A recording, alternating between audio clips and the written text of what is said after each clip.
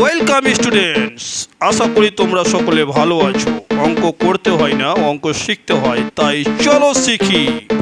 আজকে তোমাদের দশম শ্রেণী গণিত কোষে দেখি 3.1 অঙ্কগুলি শেখাবো। পাশের ও কেন্দ্রীয় বৃত্তের ছবি দেখি এবং কোন কোন ব্যাসার্ধ PAQ বৃত্তাংশে অবস্থিত লিখি। ও কেন্দ্রীয় বৃত্তের PAQ বৃত্তাংশে অবস্থিত ব্যাসার্ধগুলি হলো OP, OA, OC, OQ। এরপরে 2 নম্বর দাগের অঙ্ক, নিচের ফাঁকা ঘরে বুঝে লিখি। 1 নম্বর উত্তরটি হবে, একটি বৃত্তে অসংখ্য বিন্দু আছে। তোমরা পাঠ্যপুস্তক বইয়ের 49 পৃষ্ঠায় এটা পেয়ে যাবে। বৃত্ত অসংখ্য বিন্দু দ্বারা গঠিত।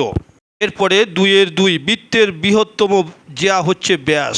পাঠ্যপুস্তক বইয়ের 50 নম্বর পৃষ্ঠায় এটার বিস্তারিত দেওয়া আছে। জ্যা বৃত্তাকার ক্ষেত্রকে দুটি বৃত্তাংশে বিভক্ত করে। পাঠ্যপুস্তক বইয়ে এটা 51 পৃষ্ঠায় দেওয়া আছে, ভালো করে বিস্তারিত দেখে নাও।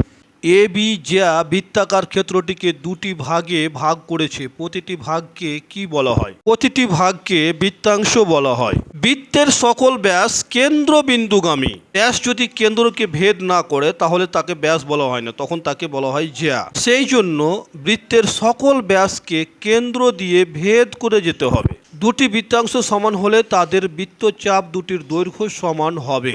বৃত্তাংশ বলতে এখানে অর্ধবৃত্তকে বলা হয়েছে। যদি দুটি বৃত্তচাপের দৈর্ঘ্য সমান হয় সেক্ষেত্রে কি পাবো? সেক্ষেত্রে অর্ধবৃত্ত পাবো। আরে 6 নম্বর দাগের অঙ্কটা দেখা যাক। একটি বৃত্তাকার ক্ষেত্রে বৃত্তকলা হলো বৃত্তচাপ ও দুটি ব্যাসার্ধের দ্বারা সীমাবদ্ধ অঞ্চল। এটা উত্তর জানার জন্য আমাকে জানতে হবে বৃত্তকলা কাকে বলে। যে কোনো বৃত্তের দুটি ব্যাসার্ধ এবং বৃত্তচাপ দ্বারা সীমাবদ্ধ ক্ষেত্রকে বৃত্তকলা বলা হয়। পরে 7 নম্বর দাগের অঙ্কটা দেখে নেব। বৃত্তের বাইরে কোনো বিন্দু ও কেন্দ্রের সংযোগ রেখাংশের দৈর্ঘ্য ব্যাসার্ধের দৈর্ঘ্যের অপেক্ষা বড়।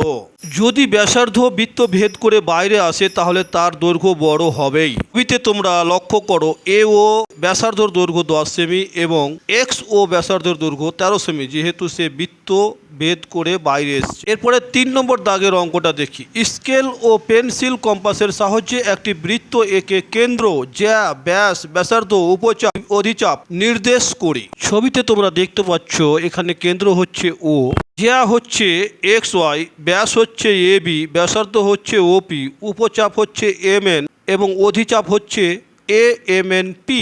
উপচাপ এবং অধিচাপ যাদের নতুন মনে হচ্ছে তাদের জন্য আমি আলাদা একটি স্ক্রিনশট দিচ্ছি, একটু ভালো করে দেখে নাও।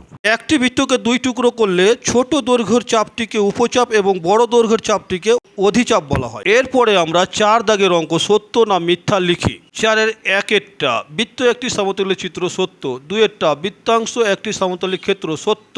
3-এর, বৃত্তকলা একটি সমতলিক ক্ষেত্র, সত্য। জ্যা একটি সরল রেখা অংশ, এটা সত্য।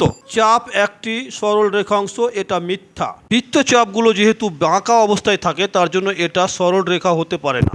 এবার 6-টা, একটি বৃত্তে অসীম সংখ্যক একই দৈর্ঘ্যের জ্যা আছে। অ্যাকচুয়ালি বৃত্তের মধ্যে জ্যাগুলো বিভিন্ন দৈর্ঘ্যের হয়, তাই এটা মিথ্যা। একটি নির্দিষ্ট বিন্দুকে কেন্দ্র করে একটি বৃত্ত আঁকা সম্ভব, এটা মিথ্যা।